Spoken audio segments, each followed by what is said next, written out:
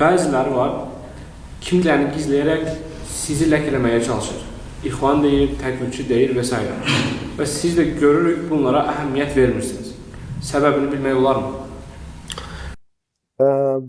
Bunun səbəbi çox açıqdır. Bunu mən bir neçə dəfə əslində dilə gətirmişəm. Qardaşlar, mən əlhamdülillah bir elm tələbəsiyim. 30 ilə yaxındır ki, təhsil alıram və bu təhsilim davam eləyir. Dəvət eləyirəm, dərs keçirəm, sizlərə xütbələr verirəm. Mənim həyatımda Allahdan sonra elə siz şahidsiniz. Bir çoxlarınız mənim əlimdə böyümüşsünüz. Bir çoxlarınız mənlə bir yerdə böyümüşsünüz. İllərdir bir yerdəyik. Mənim gizli və yaxud da saxlı bir həyatımda bir dərsim və yaxud da bir anım yoxdur. Gündəmdə olan, açıqda olan bir adamım. Mən həyatımda belə bir mənhəc götürmüşəm ki, hər hansı bir dini məsələ olursa olsun, əqidə məsələsi olsun, mənhəc məsələsi olsun, fətva olsun, fiqh məsələlər olsun, hədis elmi olsun, tarix olsun, sirə olsun, İslami elmlərdən hansı olursa olsun, hətta qeyri-İslami elmlərdən danışdığım bir mövzular varsa, mən bunları araşdırmadan, dəlilləri ilə, detayları ilə, məsdərləri ilə bu məsələləri mənim dilimə gətirməyim mümkün deyil. Mən ona görə nəyi danışıramsa, mən onu inanaraq danışıram. O mənim etiqadım, inancımdır. Və 27 ilin, 28 ilin içində nəyi danışmışamsa, əksəriyyəti bunların yazılıb və paylaşılıb. Və onların hamısının da arxasındayım. Əgər mənim tələbə yoldaşlarım və yaxud da qardaşlarım, sevənlər oldu, sevməyənlər oldu, fərq etməz. Kiminsə hər hansı bir dərsə, hər hansı bir fətvaya, hər hansı verdiyim xütbəyə və yaxud da keçdiyim dərsə etirazı varsa, ortaya çıxa bilər, adını qoya bilər, özünü qoya bilər, elmi şəkildə ədəblə mənə rədd qaytara bilər. Mən toxunulmaz biri deyiləm. Və yaxud da xətası üzünə çəkilə bilməz deyən birisi deyiləm. Tam tərsinə tənqidlərə açıq biriyəm. Amma bir adam etiraz eləyirsə, öncəliklə kimliyi bəlli olmalıdır. Çıxmalıdır və mən filanın bu xətalarına rədd qaytarıram demək. Doğru deyilmi? İkincisi, rədd qaytararkən ədəb, ərkan, Əhl-i-Sünnə vəl-Cəmaənin qoyduğu o ədəblərə riayət eləməlidir. Və sonra belə bir şey ortaya çıxarsa, mən bir elm tələbəsi kimi o danışana baxaram. İkinci, onun danışdığına baxaram.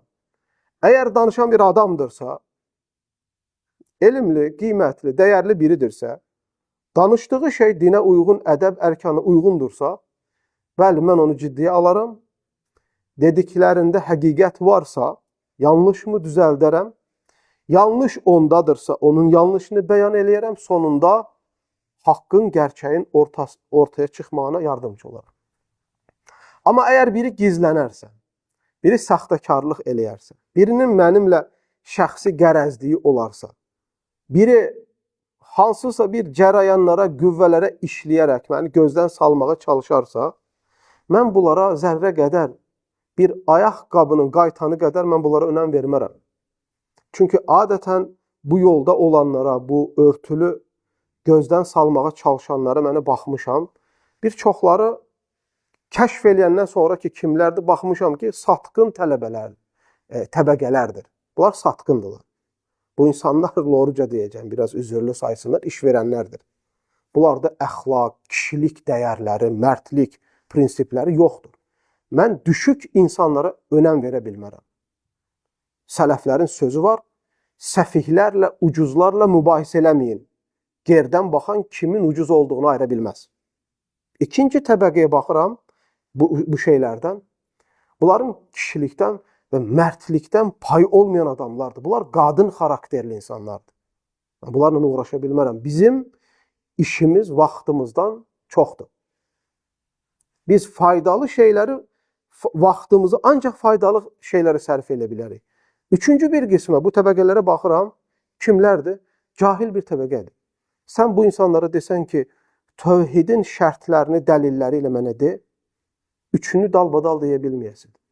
Allahın kitabını önlərinə qoysan, təcvidlə üzündən Quran oxuya bilməyəsidir. Biz illərlə oxuyaq, sonra küçə uşaqları ilə mi uğraşaq? Yenə deyirəm, hər zaman mərd insanlara, kişi insanlara, elmli insanlara və onların tənqidlərini açığıq. Elhamdülillah Rabbil aləm. Allah sizə bərəkət versin. Və ayrıca bunu da əlavə eləmək istəyirəm, qardaşlar. Bunu, əlhamdülillah, mən nə ixvan deyiləm, nə təkfirçi deyiləm, nə xavaric deyiləm, tam tərsinə. Mən ixvanlardan çəkindirərkən, ixvanların əqidəsini, mənhəcini ortaya qoyub sizlərə öyrətərkən, təkfirçilərin, xavariclərin, murciyələrin və başqa zəlalət əhlini mən sizlərə öyrətərkən, bu gizli düşüklərin çoxsu bəlkə hələm doğulmamışdı. Hələ bunlar doğulmamışdılar. Bugünkü gündə gəlib bunlar bu cür tərbiyəsizlik etməyi onların nə qədər səviyyəsi olmağını göstərir. Ona görə biz hər zaman öz duruşumuzu, kimliyimizi qorumamız lazımdır. Ən önəmli olan budur. Bəli.